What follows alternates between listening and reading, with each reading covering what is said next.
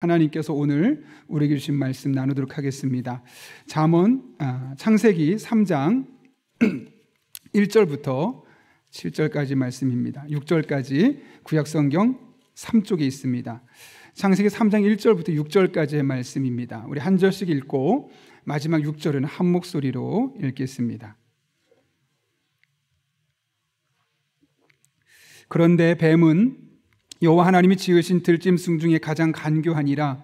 뱀이 여자에게 물어 이르되 하나님이 참으로 너희에게 동산 모든 나무의 열매를 먹지 말라 하시더냐.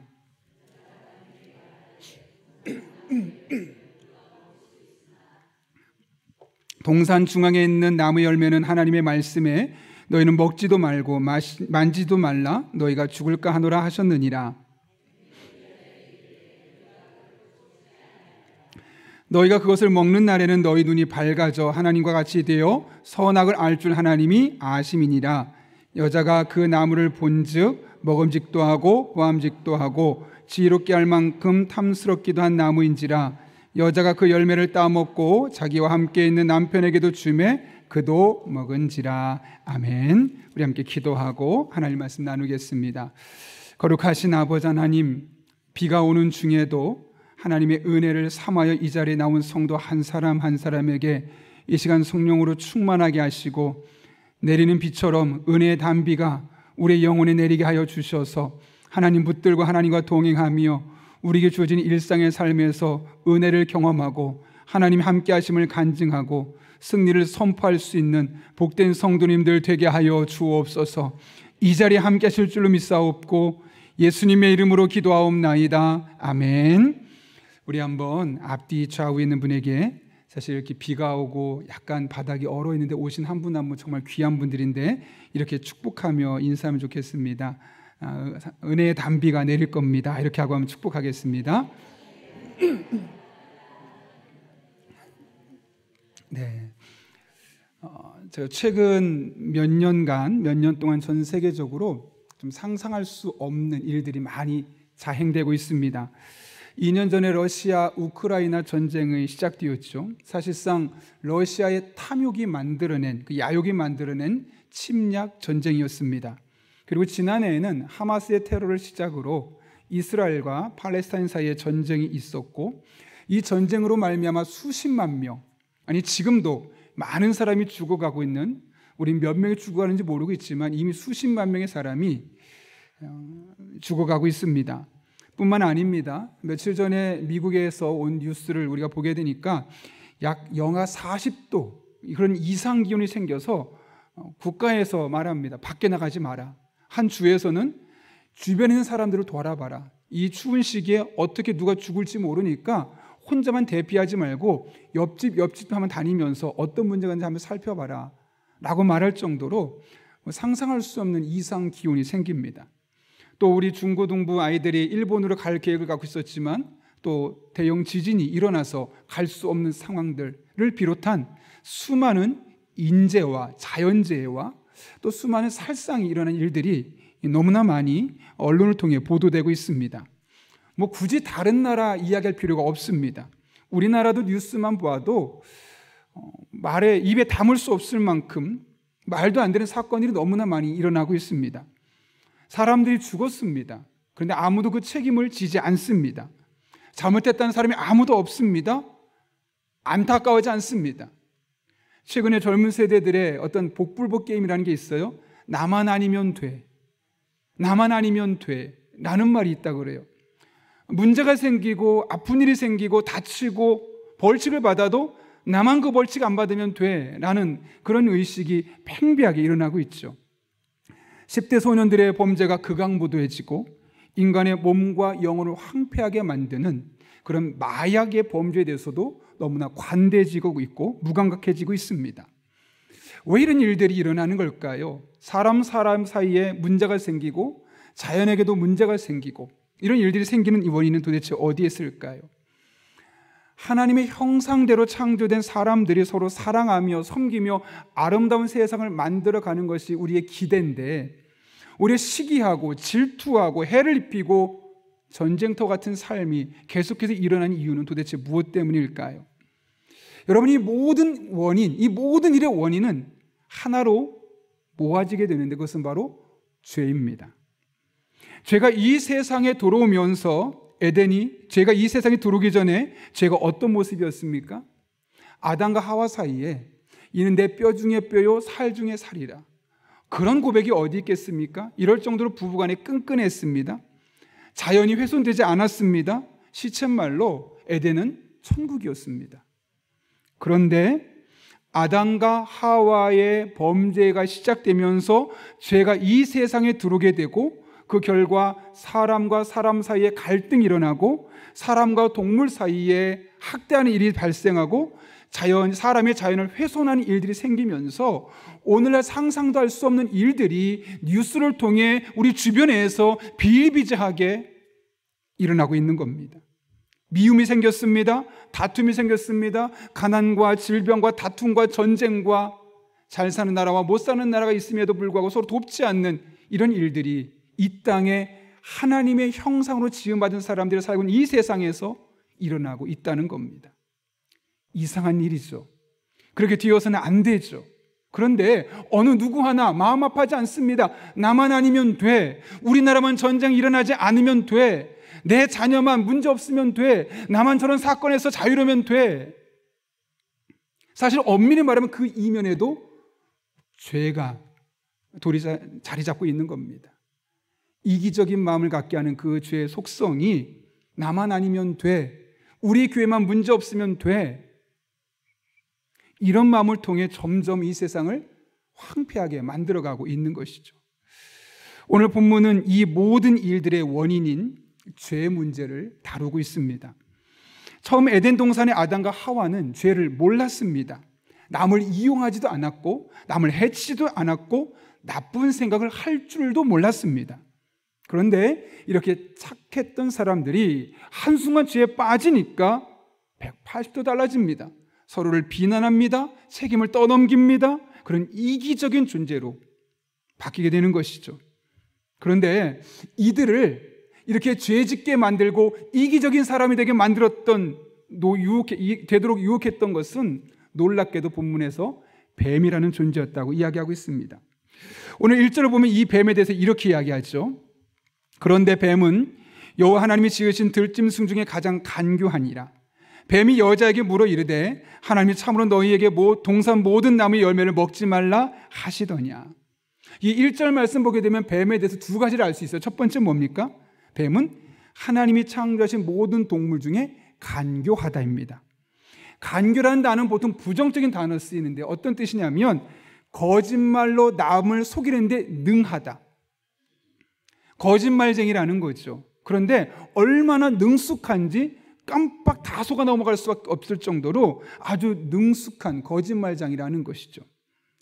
두 번째는 이 뱀이 여자에게 말을 걸었다는 겁니다. 여러분, 동물이 사람에게 말을 걸 수 있을까요? 대화가 불가능합니다.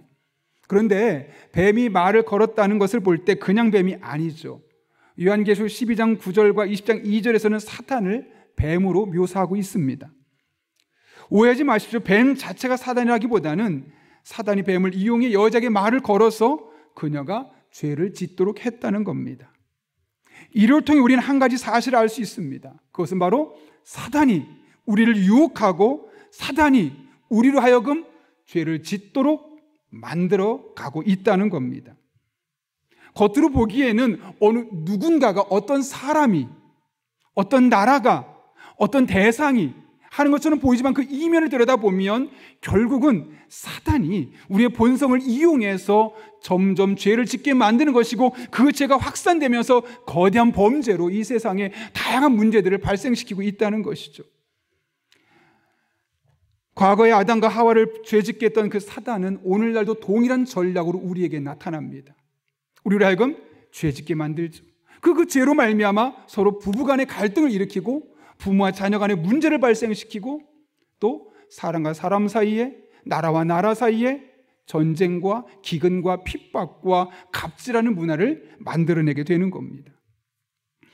그런 의미에서 우리가 오늘 본문을 깊이 살펴볼 필요가 있습니다. 왜냐하면 사단이 우리에게 어떻게 죄짓게 만드는지를 알게 되면 우리는 예방할 수 있기 때문에 그렇죠. 그래서 이 세상을 다 완벽하게 우리가 바꿀 수는 없어도 적어도 내가 살고 있는 나의 삶의 자리만큼은, 우리 교회만큼은, 우리 가정만큼은, 우리 직장만큼 우리가 지켜낼 수 있기 때문입니다.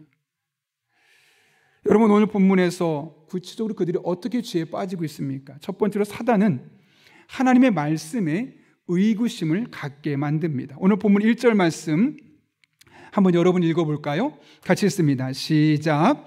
그런데 뱀은 여호와 하나님이 지으신 들짐승 중에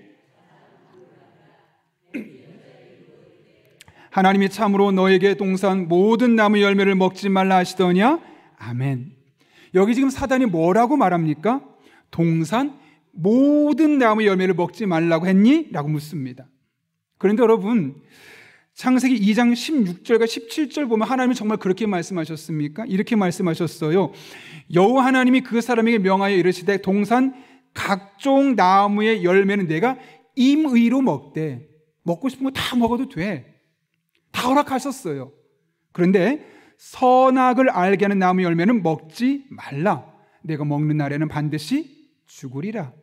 다 먹고 딱 하나만 먹지 마 라고 말씀하셨는데 뱀이 뭐라 그래요? 거기 있는 거 다 먹지 말라고 하더냐? 하나님이 하신 말씀과 사단이 던진 질문이 다릅니다. 아니, 완벽히 다르면, 전혀 다른 말을 하면 눈치를 챌 텐데 비슷하게 하면서 모든 이런 단어, 이 하나 썰문을 말미암아서 이 하나님의 말씀을 헷갈리게 만들어버리는 겁니다. 묘하게 틀린 교훈을 전해주는 거죠. 그래서 하나님의 말씀에 대한 의심의 씨앗을 심어두는 겁니다. 정말 그러셨던가? 모든 거 먹지 말라고 했나? 의구심을 자아내는 것이죠. 그랬더니 이 이야기를 들었던 하와가 어떻게 반응하느냐? 오늘 2절과 3절 말씀 같이 한번 볼까요?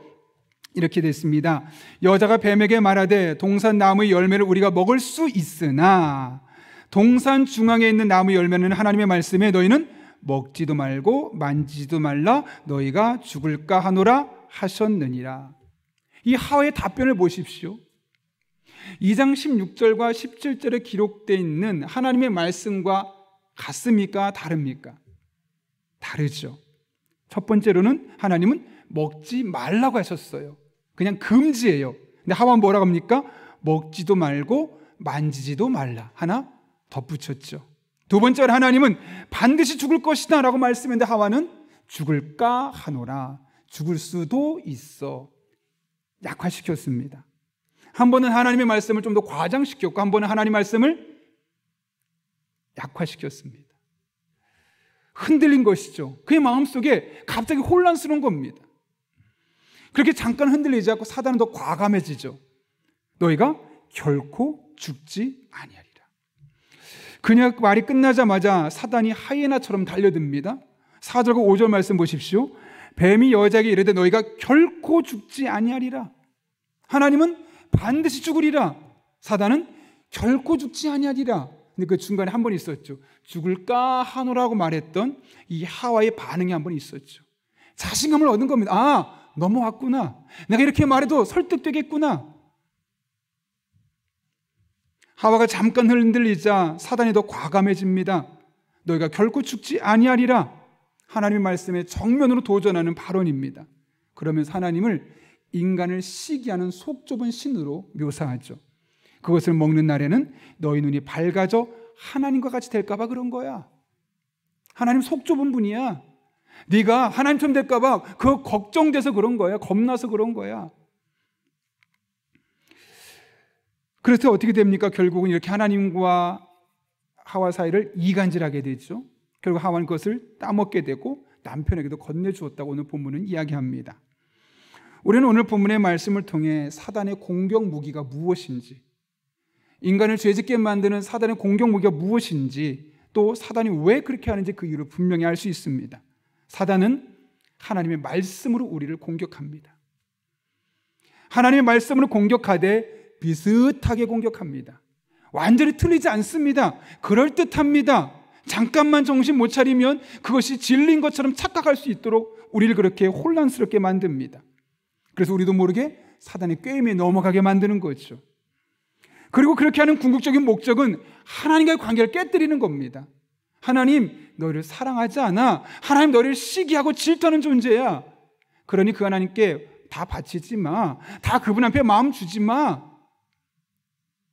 이렇게 하나님과 우리의 사이를 갈라놓는 것이 사단의 주요한 목적이고, 하나님의 말씀을 의심하게 만드는 것이 목적이고, 궁극적으로 하나님께 불만을 품게 만드는 것이 사단의 목적이라는 것이죠.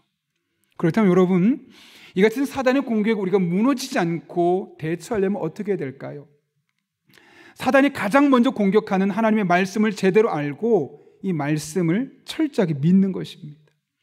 사실 엄밀히 말해서 크리스천으로서 하나님 말씀을 모르는 사람은 아무도 없습니다. 완벽하게 몰라도 어느 정도는 대충 알고 있습니다. 그런데 사실 이게 가장 무서운 겁니다. 제가 예전에 한 목사님 설교 듣다가 충격을 받은 적이 있어요. 그분이 이런 얘기를 했어요. 제가 그 당시에 좀 책을 다양하게 읽었던 시절이에요. 독서법을 비롯해서 자기계발서와 다양한 인문학적인 책들, 또 경제학 책들, 과학 책들, 다양한 분야 책들을 읽는 시대였다 보니까 한 권을 깊게 보기보다는 한 분야에 한 권씩 두 권씩 책을 읽던 때가 전부였습니다. 그런데 그 목사님은 그런 얘기를 하더라고요. 여러분, 이 세상 제일 무서운 사람이 누군지 아십니까? 책 한 권 읽은 사람입니다.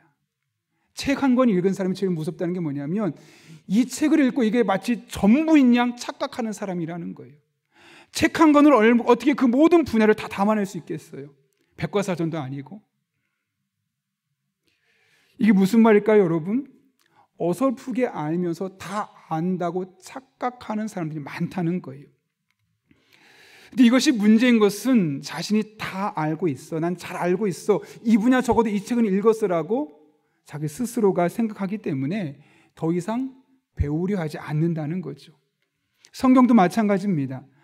목사님들 예전에 그거 다 성경 공부 해봤어요. 그거 말고 크로스웨이 다 해봤어요. 굳이 전 지금 성경 공부 안 해도 옛날에 한 거 다 충분해요. 더군다나 요즘 제가 관심 있는 유튜브도 보고 있어서 굳이 교회 성경 공부 안 해도 주일에 한 번 예배 드리고 수요일에 한 번 정도 나오면 전 그 정도만 해도 충분해요. 평상시 노력 열심히 하고 있어요. 축하합니다. 사단의 공격 1순위입니다. 사단이 가장 좋아하는 존재가 바로 그런 겁니다. 나 이만큼 했는데 이 정도면 그래도 충분히 신앙생활 하지 않았어? 나 그래도 모르지 않아? 여러분, 사도 바울이 말하지 않았습니까? 선줄로 생각하는 자는 넘어질까 조심하라. 스스로 진짜 일어선 것이 아니라 나 이 정도면 그래도 괜찮은 신앙이야, 나쁘지 않아 라고 말할 때가 가장 위험하다는 거예요. 왜요? 그때가 가장 넘어지기 좋을 때니까요. 다윗도 이 같은 영적 자만심을 경계했습니다. 뭐라고 말했습니까? 시편 119편에서 이렇게 고백하고 기도합니다. 제가 한번 세 번역으로 천천히 읽어주겠습니다. 주님의 율례들을 지킬 것이니 나를 아주 버리지 말아 주십시오. 젊은이가 어떻게 해야 그 인생을 깨끗하게 살 수 있겠습니까? 주님의 말씀을 지키는 길, 그 길뿐입니다. 이게 무슨 말이냐면 죄 짓지 않으려면 하나님의 말씀을 지키는 것이 중요하다. 즉 하나님의 말씀이 죄 짓지 않아도 우리를 만들어준다라는 겁니다. 그래서 다윗이 이렇게 하나님께 고백하며 기도합니다. 내가 온 마음을 다하여 주님을 찾습니다. 주님의 계명에서 벗어나지 않게 하여 주십시오. 내가 주님께 범죄하지 않으려고 주님의 말씀을 내 마음속에 깊이 간직합니다. 뭐라고요? 범죄하지 않으려고. 내가 내 지식을 자랑하려고, 내 믿음을 좀 더 한 번 더 높여보려고, 이런 것도 있지만 다윗의 마음속에 무엇이 있었냐면 죄 짓지 말아야지. 내가 믿는 사람으로 죄 지으면 이게 얼마나 많은 사람에게 믿는 사람이 덕을 끼치지 못할까. 내가 많은 일을 하는 것보다 한 번 죄 짓지 말아야겠다, 이런 마음이 있었던 거예요. 여러분, 아무리 많은 업적을 내세우면 뭐 하겠습니까? 한 번 죄 지으면 다 무너지는 겁니다. 그리스도인 정치인들, 그리스도인 지도자들이 아무리 놀라운 업적을 내놨어도 한 번 죄 짓는 순간 기독교에 대해서 하나님께서 얼마나 많은 비난들의 화살이 우리에게 날아오고 있습니까? 많은 일을 하는 것보다 중요한 게 뭐냐면 한 번 죄 짓지 않는 것. 다윗은 그래서 말합니다. 제가 말씀을 마음속에 깊이 간직했습니다. 그 이유는 뭐 때문이라고요?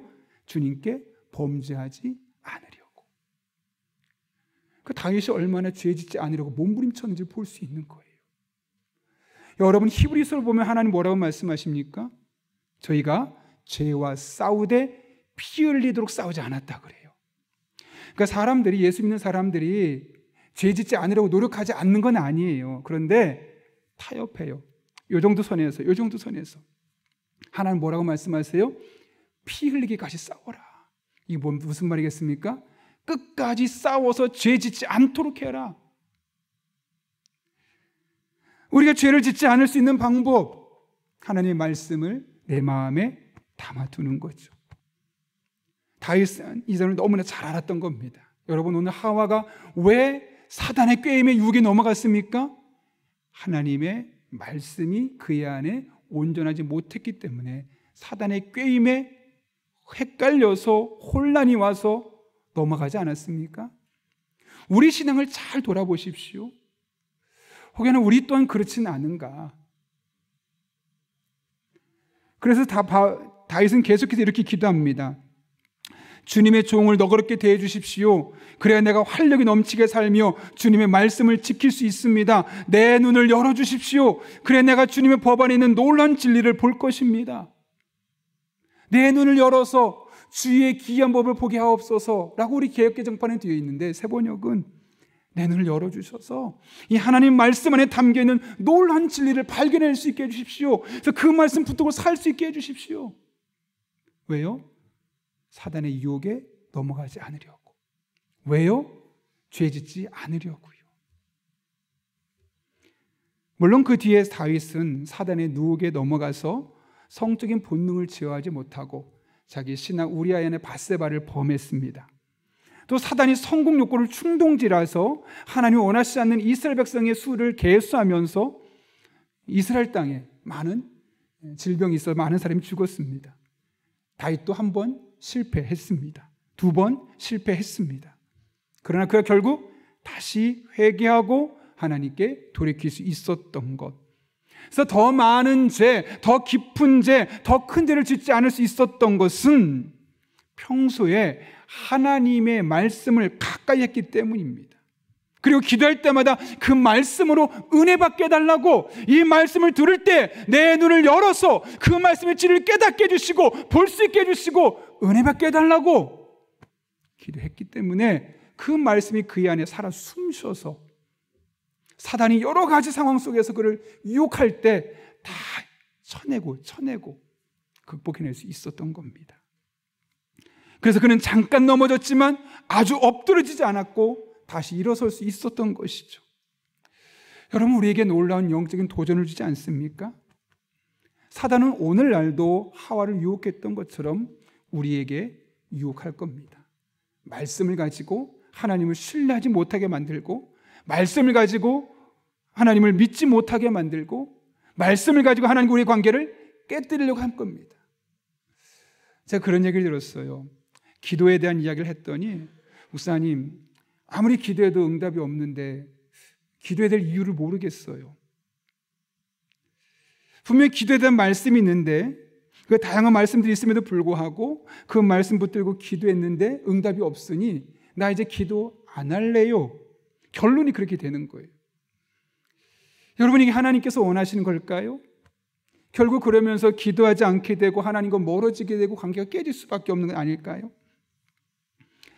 그런 의미에서 우리도 다윗처럼 말씀을 듣기를 사모하고, 말씀을 읽기를 사모하고, 배우기를 사모하되, 말씀을 들을 때마다 눈을 열어서 그 안에 담겨있는 놀라운 진리, 특별히 내게 주시는 그 놀라운 진리를 경험할 수 있게 해달라고, 깨달을 수 있게 해달라고 하나님 옆에 기도하며 말씀을 들어야 하지 않겠습니까? 하나님께서 똑같은 말씀을 하지만 똑같은 말씀이 각각의 사람에게 전달될 때는 전혀 다른 방법으로 다가올 수 있습니다. 그래서 여러분, 하나님 말씀 들을 때마다 기도하십시오. 하나님, 오늘 말씀을 통해 내 눈을 열어주셔서 이 말씀의 진리를 제가 깨닫게 하시고 마음에 담아둘 수 있게 해주십시오. 그럴 때 그 말씀은 여러분 개개인에게 살아있는 말씀, 능력의 말씀, 여러분을 소생시키고 죄로부터 여러분을 지켜주는 그런 은혜의 말씀이 될 것입니다. 바라기는 하나님의 말씀을 사모하고 그 말씀에 깨어서 사단의 모든 계획을 이겨내는 여러분 될 수 있기를 예수님의 이름으로 축원합니다. 두 번째로, 사단은 성공이라는 인간의 욕망을 통해 유혹합니다. 사단은 하나님의 말씀으로 하와를 유혹했죠. 그래서 어느 정도 하와가 미혹이 되었어요. 근데 완벽하게 넘어오지 않았어요. 그래서 어떻게 한 가지 더 보태죠. 여러분, 사단은 참 집요해요. 우리를 죄에 빠뜨리기 위해서 대충 하지 않아요. 1단계 회복 안 되면 2단계, 3단계 계속해서 넘어올 때까지 다양한 방법을 덫으로 넘고 우리를 붙잡으려고 하는 겁니다. 오늘 본문의 말씀 보십시오. 하와를, 또 인류를 죄에 빠뜨리기 위해서 처음엔 하나님 말씀을 했지만 그것뿐만이 아닙니다. 또 하나가 있습니다. 4절과 5절 말씀 같이 보면서 읽겠습니다. 시작. 뱀이 여자에게 이르되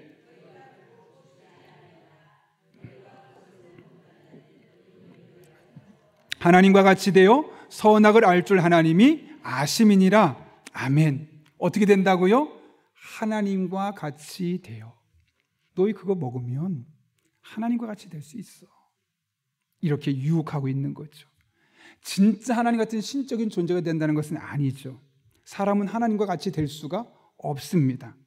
그렇다면 하나님과 같이 되어 이것을 오늘날 우리 시대 언어로 바꾼다면 어떻게 바꿀 수 있겠습니까? 지금보다, 내가 살고 있는 지금보다 조금 더 나은 삶, 조금 더 괜찮은 삶, 조금 더 기대되는 삶, 지금의 문제가 해결된 삶, 이런 거 아니겠습니까? 지금보다 조금 더 돈 많아지고, 조금 더 영향력 있고, 조금 더 건강하고, 조금 더 내가 원하는 대로 할 수 있는 삶, 그것이 하나님과 같이 되어 가닐까요? 적어도 이 순간 하와는 지금보다 더 나은 삶을 살 수 있어라는 말에 마음이 끌렸던 겁니다. 그런데 이때 아주 신기한 일이 일어나요. 갑자기 선악과가 다르게 보입니다. 6절 볼까요? 이렇게 되어 있습니다. 여자가 그 나무를 본즉 먹음직도 하고 보암직도 하고 지혜롭게 할 만큼 탐스럽기도 한 나무인지라. 여자가 그 열매를 따먹었다고 합니다. 여러분이 선악을 알게 하는 나무가 지금만 있었던 것이 아니죠. 에덴 동산에 계속 있었어요. 그리고 아담과 하와가 늘 동산 중앙에 있기 때문에 지나가다 늘 보던 것들이었어요. 근데 그때는 그의 마음속에 어떤 감동도 없었어요. 아, 저거 먹으면 안 돼. 저건 나쁜 거야. 나를 죽게 만드는 거야. 어쩌면 피해갔을 거예요. 그런데 사단이 너 저거 먹으면 하나님처럼 될 수 있어. 지금보다 좀 더 나은 삶을 살 수 있어. 네 인생 더 괜찮아질 수 있다니까. 너 성공할 수 있어. 박수 받을 수 있어. 그러니까 어떻게 돼요? 보암직해 보여요. 먹음직스러워요. 탐스러워 보여요. 그래서 따먹었다고 그래요. 여기 사용된 표현을 잘 보십시오. 먹음직하고 보암직하고 탐스럽기도 하다예요. 잘 들어보십시오. 먹음직, 보암직이 들어갔어요. 실제로 그렇다는 거예요? 그렇게 보였다는 거예요? 그렇게 보였다는 거예요. 실제로 그런 게 아니고 원래 그렇진 않은데 그 말을 딱 듣는 순간 이거 먹으면 내 인생이 달라져. 이거 먹으면 한 단계 더 업그레이드 될 수 있어. 그 욕망이 생기니까 너무 먹음직스러워 보이고 뭐가 될 것처럼 보이는 거죠. 이것이 바로 성공이라는 욕망에 빠질 때 나타나는 허상이에요. 실제로는 그렇지 않은데 마치 그럴 것처럼 보여요. 그래서 많은 사람이 성공, 더 나아짐, 더 괜찮음이라는 욕망 속에서 이런 수많은 죄와 유혹에 빠져드는 것이죠. 여러분, 다윗이 밧세바를 범할 때 어떤 일이 일어난지 아십니까? 사무엘하 11장 2절 보면 이렇게 돼 있어요. 저녁 때에 다윗이 그의 침상에서 일어나 왕궁 옥상에서 거닐다가 그곳에서 보니 한 여인이 목욕을 하는데 심히 아름다워 보이는지라. 제가 여기 가봤거든요. 성지순례 갔을 때 안 보여요. 멀어서 안 보여요. 저 높은 곳에 밑을 바라보면 거의 안 보여요. 더군다나 저녁이잖아요. 이스라엘 저녁이 우리보다 훨씬 빨리 해가 져요. 그러니까 목욕하는 이 밧세바의 모습은 어렴풋한 그냥 여성이 목욕하는구나 정도밖에 안 되는 거예요. 그런데 어떻게 됐다고요? 심히 아름다워 보이는지라. 심히 아름답다가 아니라 심히 아름다워 보이는지라. 그 안에 성적인 욕망이 생기니까 아름다워 보이는 거예요. 실제와 상관없이 그렇게 보이는 거예요. 그러니까 어떻게 해요? 데려와라 그날로. 자기 신하의 아내를 범하는, 하나님이 가장 싫어하는 성적인 범죄에 빠지게 된 것 아니겠습니까? 이전과 똑같은데 여러분 갑자기 뭔가 달라지기 시작합니까? 조심하십시오. 이전에 아무런 감정이 없었는데 결혼했음에도 불구하고 어떤 이성을 보면 마음이 끌립니까? 조심하십시오. 나는 명예 그다지 신경 쓰지 않아. 난 높은 자리 필요 없어 했는데 어느 순간 그 높은 곳에 끌리기 시작하고 있습니까? 조심하십시오. 난 돈에 큰 미련 없어. 자족하는 마음으로 살 수 있어. 근데 갑자기 돈이 눈에 들어오고 더 많은 돈을 갖고 싶고 더 많은 재산을 쥐고 싶고 더 많은 재산을 물려주고 싶은 마음이 생긴다면 조심하십시오.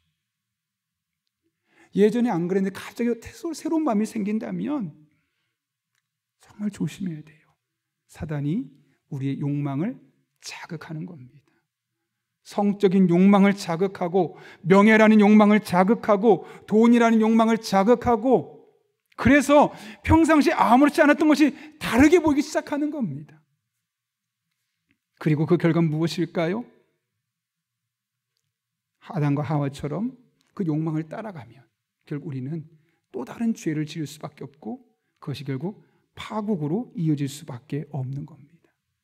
그런 의미에서 우리 한 사람 한 사람이 어떤 모습으로 이와 같은 사단의 계획을 이겨낼 수 있을까요?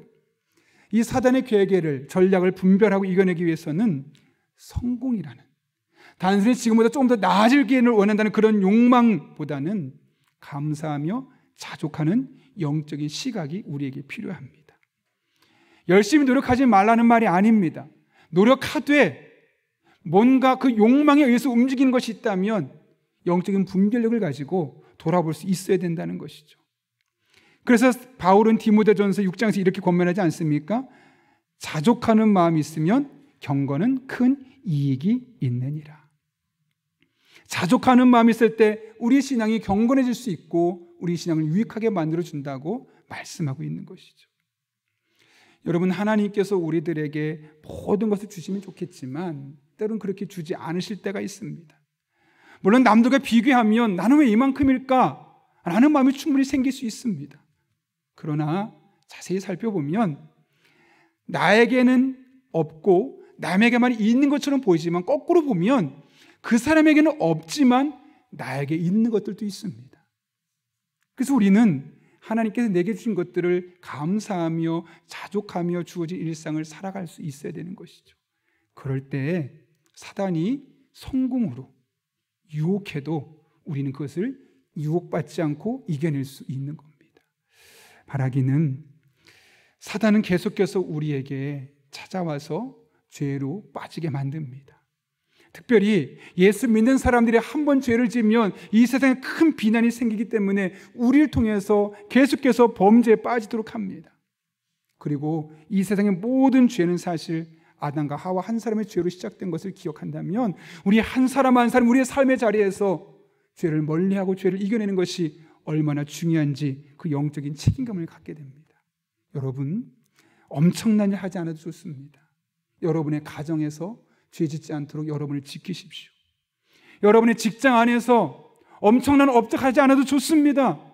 여러분이 그리스도인으로서 죄 짓지 않도록 여러분이 영혼을 지키고 여러분의 주님의 삶의 자리를 지키십시오.